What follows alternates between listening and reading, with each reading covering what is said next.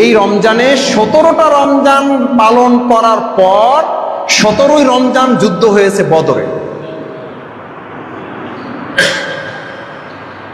কথা বললে তো মনে করবেন যে মাসুদ ভাই চান্স পাইছেন।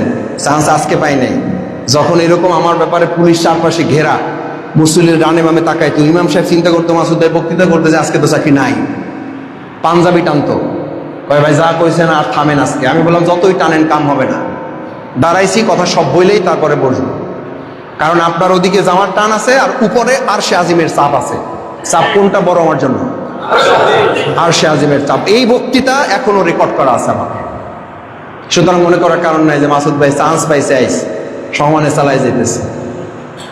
আমি চান্স 17 বছর আলহামদুলিল্লাহ আল্লাহর প্রতি কৃতজ্ঞ, আল্লাহ শুকরিয়া। এবং আপনারা সাহস করে এই এখন যেমন আমাকে বলেন ভাই আমাদের মসজিদে আসেন, ভাই আমাদের মসজিদ, ওই সময় ওই দুর্দিনে মসজিদের ইমামগণ ঝুঁকি নিয়ে, মুসল্লিরা ঝুঁকি নিয়ে পাহারা বসাইয়া তারপরে আমাকে মসজিদে নিয়ে আসছে। আমি সেই বাউফলবাসী, সেই মুসল্লিদের প্রতি আল্লাহর কাছে দোয়া করি, আল্লাহ আপনার আরশে আজিমের রহমত, দয়া, অনুগ্রহ দিয়ে এই বাউফলটাকে আপনি ঘিরে রাখেন।